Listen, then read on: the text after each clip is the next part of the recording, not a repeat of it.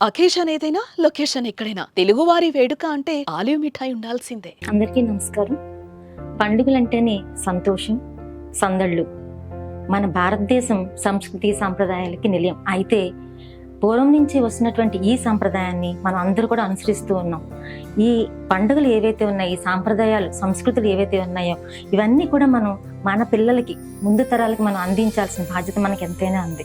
అయితే పెద్దలు చెప్పినటువంటి ఈ ఆచారాలు, వ్యవహారాలు, సాంప్రదాయాల్లో సైంటిఫిక్గా చాలా రీజన్స్ ఉన్నాయి. ఎందుకంటే మనం ఎన్నో పండుగలు చేసుకుంటూ ఉంటాం. దానికి తగినట్టుగా ఆ ప్రతి పండగకి ఒక ప్రసాదం అంటూ చేస్తూ ఉంటాం. ఇంట్లోని ఒక శుభకార్యం జరుగుతున్నప్పుడు మన ఇంటికి మామిడాకులు కడతాం. ఎందుకు కడతాము అంటే పండుగ పేరుతో మన ఇంటికి అనేక బంధువులు, చుట్టాలు వస్తూ ఉంటారు కదా. సో వాళ్ళ అందరూ ఒక చోట చేరినప్పుడు వచ్చేటువంటి ఆ కార్బన్ డైఆక్సైడ్ ఏదైతే ఉందో అది మనం పీల్చకుండా, అంటే ఈ మామిడాకులు కట్టడం ద్వారా ఆ ఆక్సిజన్ ఎప్పుడైతే ఇది రిలీజ్ చేస్తుందో మనందరం కూడా ఆరోగ్యంగా ఉంటామనే ఉద్దేశంతో మామిడాకులు కడతాం. సో ఇది ఒక సైంటిఫిక్ రీజన్. అదేవిధంగా గడపకి పసుపు రాస్తూ ఉంటాం. సో ఆ పసుపు అన్నది యాంటీబయాటిక్. మనం ధూళితో బయట నుంచి వస్తూ ఉంటాం, అన్ని కాళ్ళతో లోపలికి వచ్చేస్తూ ఉంటాం కదా. సో ఆ పసుపు రాయడం ద్వారా యాంటీబయాటిక్ వలన మన నుంచి వచ్చేటువంటి ఆ డస్ట్, ఆ క్రిమికీటకాలు ఏవి కూడా మన ఇంటిలోకి ప్రవేశించకుండా, మన అనారోగ్య పాలు అవ్వకుండా మనం కాపాడబడుతూ ఉంటాం. సో ఇలాగా మొదటి నుంచి కూడా చెప్తున్నటువంటి ఈ ఆచారాలు, ఈ సాంప్రదాయాలు ఏవైతే ఉన్నాయో మనం అందరం కూడా అనుసరిస్తే ఆరోగ్యంగా ఉంటాం. ఇప్పుడు సంవత్సరాన్ని 2 భాగాలుగా విభజించడం జరిగింది. దాన్ని అయనాలు అంటాం. దక్షిణాయనం, ఉత్తరాయణం అని. దక్షిణాయనం అంటే సూర్యుడు కర్కాటక రాశిలోకి ప్రవేశిస్తాడనమాట.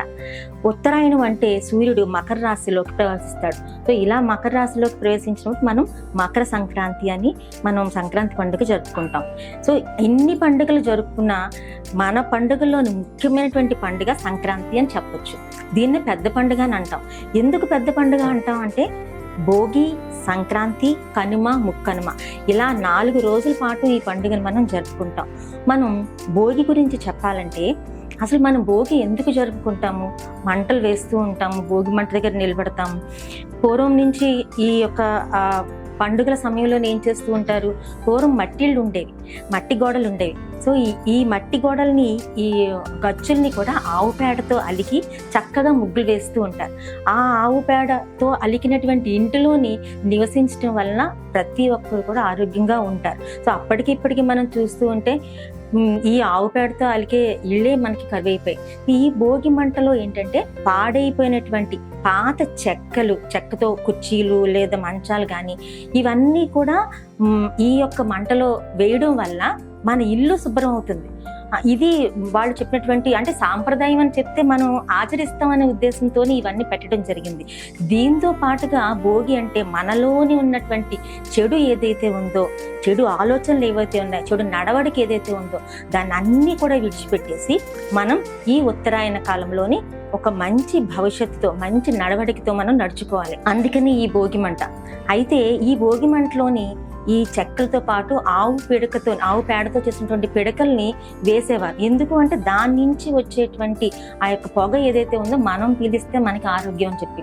కానీ కొంతమంది ఏం చేస్తున్నారు అంటే ఈ భోగి మంటల పేరుతోని ఈ ప్లాస్టిక్ అని లేదా టైర్లని విపరీతంగా కాలుస్తూ దాంట్లో పడేస్తున్నారు. అంటే ఒక ఆటకాయితనంగా.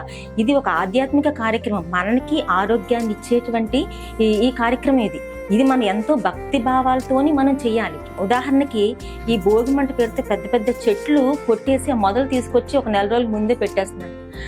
మనం ఈ చెట్టు నుంచి ఈ ప్రాణవాయువుని, అంటే ఆక్సిజన్ పీల్చి మనం బ్రతుకుతున్నాం కదా, అలా ఆక్సిజన్ నుంచి మనల్ని బ్రతికించేటువంటి చెట్టుని మనం చంపేస్తున్నాము అంటే మనల్ని చంపేసుకుంటున్నట్టు. అవునా కదా? ఒక తల్లిగా మనల్ని కాపాడుతూ వస్తుంది ఈ చెట్టు. ఆ చెట్టు యొక్క విలువను తెలుసుకోకుండా అన్యాయంగా మన సంతోషం కోసం ఈ చెట్లని నరికేసేసి ఈ భోగిమంటల కోసం ఉపయోగిస్తున్నాం. చెట్లను ఉపయోగించవచ్చు ఎప్పుడు? ఇవి ఎండిపోయి ఉన్నటువంటి చెట్లు, ఎండిపోయిన కొమ్మలు ఉంటాయి, వాటిని అన్నిటినీ చక్కగా భోగిమంటలో వేసుకుంటే బాగుంటుంది కదా. కానీ చెట్లు నరికేసి దాన్ని 4 రోజుల పాటు ఎండబెట్టి ఆ మొదలు తీసుకొచ్చి, పెద్ద పెద్ద మొదలు తీసుకొచ్చి పెట్టి కాల్చేస్తూ ఉన్నాం. పెద్దలకి తెలుసు, పిల్లలకి తెలియనప్పుడు మనం తెలియజేస్తూ ఉండాలి. ప్లాస్టిక్ వేసేయడం, టైర్లు కాల్చేయడం, దాని నుంచి వచ్చేటువంటి పొగ ఏదైతే ఉందో దాన్ని మనం పీల్స్తే దాని నుంచి వచ్చేటువంటి అనారోగ్యాలు చాలా ఉన్నాయి. ఇదంతా చూస్తుంటే మన చిన్నప్పుడు లైఫ్ గుర్తొస్తుంది కదా. నిజమే. చిన్నప్పుడు సెలవులు వస్తే చాలు అమ్మమ్మ వాళ్ళ ఇంటికి వెళ్ళడం, అందరూ కలిసి పండగ చేసుకునే వాళ్ళం. ఉదయాన్నే లేచి ముగ్గులు పెట్టడం, ముగ్గులే కాకుండా దాని మీద గుబ్బమ్మలు, పొంగల్ స్పెషల్ కదా.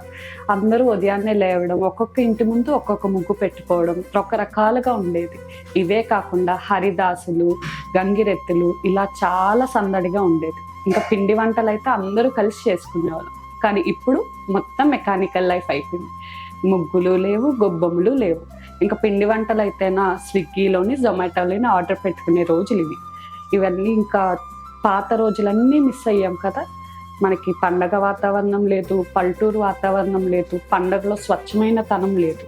అసలు పండగ అంటే ఏంటి, పండగ వల్ల ఉపయోగాలు ఏంటి, ఇవన్నీ నెక్స్ట్ జనరేషన్ చెప్పాల్సిన బాధ్యత మనదే కదా. మన అందరి తరపున మా అమ్మ కామధేను చారిటబుల్ ట్రస్ట్ ముందడుగు వేసింది. ఈ ట్రస్ట్ వాళ్ళు MAPL ప్రొడక్ట్స్ అయిన ఆర్గానిక్ బ్లాక్స్ని ప్రిపేర్ చేస్తున్నారు. దీనిలో స్వచ్ఛమైన ఆవు నెయ్యి, పిడకలు, నవధాన్యాలు మొదలుకొని న్యాచురల్ ప్రొడక్ట్స్తో బ్లాక్స్ చేస్తున్నారు. దీంతో భోగి మంట వల్ల మనకి కాలుష్యం ఉండదు, మనకి మన ప్రకృతికి చాలా హెల్దీ వే ఆఫ్ భోగి. ఇదంతా ఓకే, కానీ ఇదంతా ఎక్కడ ఎప్పుడు అనేదే కదా మీ డౌట్.